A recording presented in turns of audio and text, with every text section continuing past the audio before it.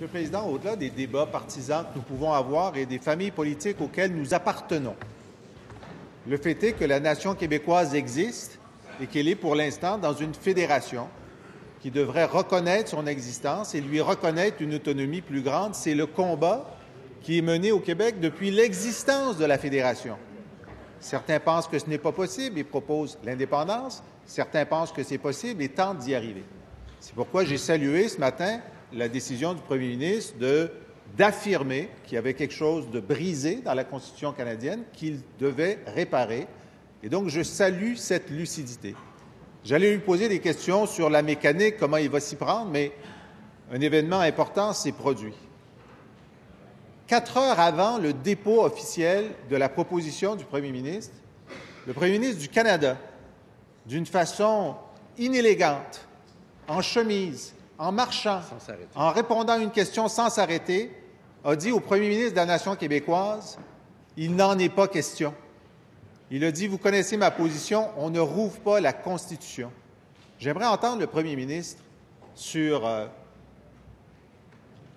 ce mur de refus, de dialogue, cette absence de reconnaissance que quelque chose doit être réparé, sur l'attitude du premier ministre du Canada qui refuse même d'attendre les suggestions du chef de la nation québécoise. Monsieur le Premier ministre.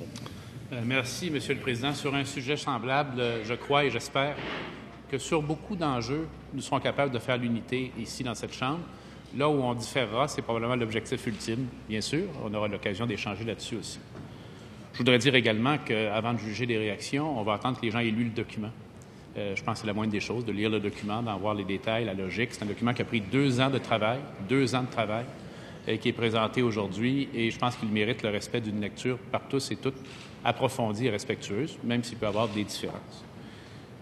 Je dis, Monsieur le Président, aux Québécois aujourd'hui qu'avec ce document, nous faisons une déclaration d'affirmation du peuple québécois et voulons enclencher une démarche.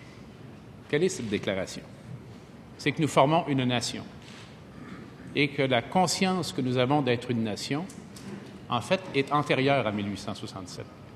Tous les événements du type gouvernementaux ou quasi-constitutionnels qui se sont déroulés après la conquête britannique de 1759 ont eu comme point central l'existence d'une communauté spécifique différente de langue française en Amérique du Nord. Donc, ça prédate, ça existait avant la Fédération canadienne.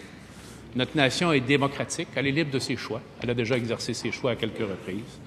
Elle est à majorité francophone, bien sûr, et c'est son caractère principal, mais elle donne toute la place aux Québécois et Québécoises de langue anglaise dans le plus grand respect de leurs droits, de leurs contributions historiques et de leurs institutions. Elle veut également donner toute la place aux Premières Nations qui, avec les peuples de langue française et de langue anglaise, auraient dû figurer au niveau du pacte, dans le pacte fondateur qui a donné naissance au Canada. Alors, voici ce que nous disons aujourd'hui. Nous le disons au Québec, c'est fait par les Québécois, pour les Québécois. Première complémentaire, Monsieur le chef de l'opposition. Le premier ministre a raison de dire que lorsque le gouvernement du Québec formule des demandes au Canada, cela mérite le respect. Ce n'est pas du respect qu'on a eu ce matin de la part du premier ministre du Canada. C'est du mépris, c'est du refus. Je sais que le ministre des Affaires canadiennes avait informé plusieurs de ses collègues du Canada, des ministres. Comment le premier ministre du Québec explique-t-il ce mépris de Justin Trudeau envers sa proposition? Monsieur le Premier ministre. Monsieur le Président, je ne reprendrai pas les paroles de mon collègue, je lui en laisserai la propriété, mais je vais me permettre d'attendre que M. Trudeau et son équipe et les autres partis fédéraux et les gouvernements des autres provinces et territoires canadiennes aient lu le document qui est publié aujourd'hui de façon simultanée en langue française et en langue anglaise pour que tout le monde en ait la même compréhension au même moment. Je vais également compléter les paroles prononcées il y a quelques instants en disant que notre allégeance fondamentale, c'est d'être Québécois et Québécoises. Si on me demandait, vous êtes quoi, vous? Je suis Québécois. C'est la conscience de cette allégeance au Québec qui me permet d'y ajouter l'appartenance canadienne. Et c'est d'ailleurs le choix d'une majorité de la population de Québécois et de Québécoises qui nous permet de dire haut et fort, être Québécois, c'est notre façon d'être Canadien. Deuxième complémentaire, Monsieur le chef de l'opposition. Le premier ministre a eu 2 fois l'occasion, depuis le début de cet échange, de dire que la réaction du premier ministre du Canada n'était pas à la hauteur du geste qu'il veut poser aujourd'hui. Il ne l'a pas lu, il ne veut pas le lire, il ne veut même pas engager la conversation. Est-ce que le premier ministre peut nous dire s'il trouve ça bien ou mal et pourquoi il ne veut pas réagir à cette gifle qu'il vient d'avoir du premier ministre du Canada? Monsieur le Premier ministre. Alors, malheureusement, mon collègue, avec la hauteur des propos, cependant, que je reconnais dans son intervention, veut engager la joute sous forme d'une chicane ou d'un conflit entre le premier ministre du Canada, le premier ministre du Québec et les parlementaires de l'Assemblée nationale. Je vais encore répéter ce que j'ai dit il y a quelques instants. Tout le monde va lire le document de façon approfondie et sérieuse, j'espère. Et par la suite, on aura probablement des commentaires qui seront plus approfondis sur ce que nous annonçons aujourd'hui ou ce que nous proposons aujourd'hui aux Québécois. Je vais, Monsieur le Président, également redire encore une fois que pour nous, pour les Québécois, est-ce qu'on pourrait écouter? C'est un moment important, je crois, qu'on vit actuellement.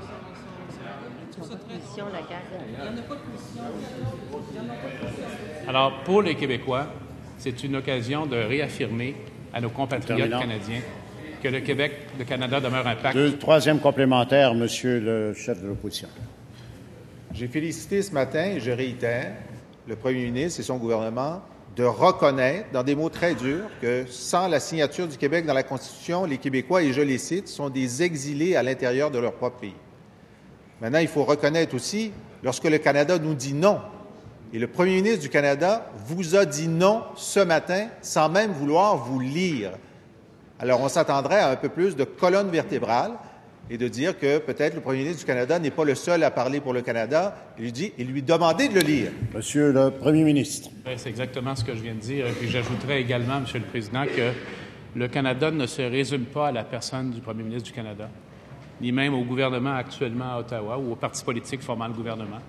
Le Canada, c'est des dizaines de millions de citoyens et de citoyennes sur les différentes provinces, dans les différentes provinces et territoires. Et encore une fois, ce que nous proposons aujourd'hui, en passant, ce n'est pas une démarche constitutionnelle. Ça, c'est la destination ultime. C'est d'abord une démarche de reprise du dialogue et de la compréhension entre les peuples qui ont formé ce pays. Nous disons, nous sommes Québécois, notre nation est fondatrice du pays. Nous allons engager le dialogue avec les autres Canadiens et les autres Canadiennes. Et pour ce qui est de la réaction du premier ministre du Canada, il aura l'occasion, je crois, de reprendre lorsqu'il aura lu le document.